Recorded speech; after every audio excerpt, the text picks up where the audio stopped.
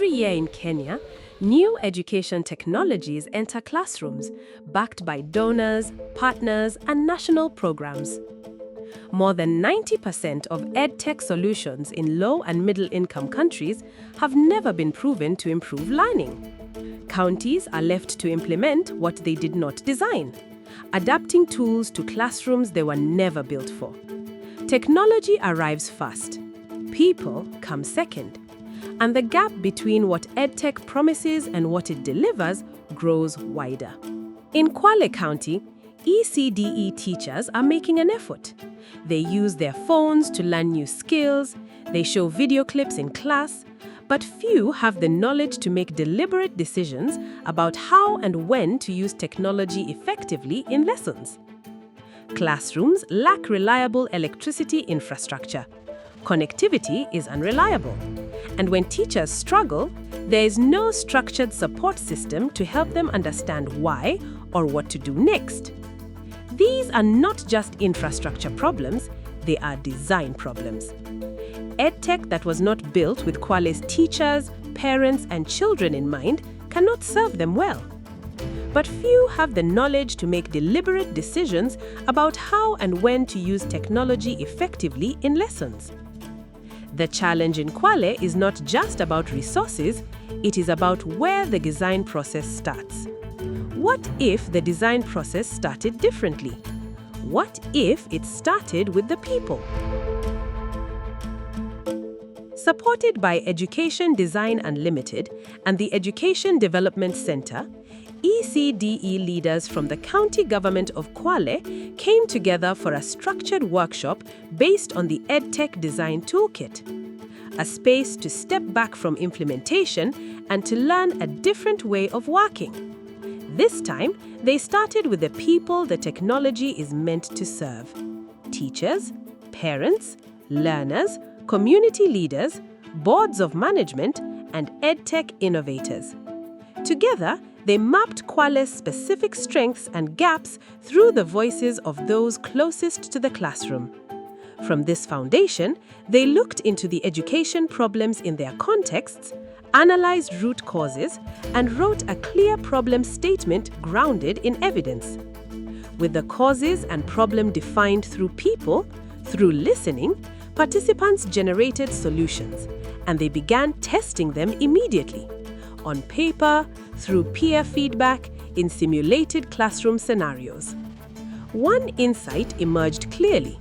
Most teachers already have smartphones. The barrier is not the device, it is knowing how to use it to find the right content, design meaningful learning activities, and integrate these effectively into a lesson. Prototype before you procure. Test before you invest. Understand what works, for whom, and under what conditions. The Kwale team identified their highest priority problem that technology could help solve and built a solution around it. ECDE teachers in Kwale lack the training and support to integrate technology effectively, limiting learners' ability to achieve learning outcomes and develop digital literacy. Their response? A teacher digital skills program designed for Kwale's context. The workshop was the beginning, not the end. The team is now developing a county EdTech strategy, a plan that guides how EdTech projects are designed and implemented, tested with stakeholders, refined through real feedback, and built to last beyond any single program or donor cycle. This process has empowered us with the skills on how to carry out analysis of our problems in a more organized way, where we must start with the people on the ground, because these are the people we are expecting them to carry on for sustainability. But without going this process, then you will say education technology is impossible.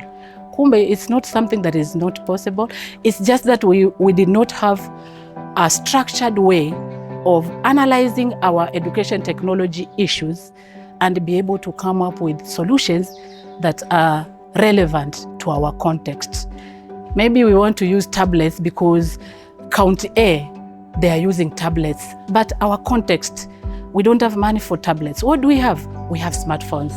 So how can we use the smartphones that we have to be able to integrate technology? So those are the insights we are taking home as Kwale County, that we have somewhere to start now. This is how we move from adopting EdTech to choosing it with purpose.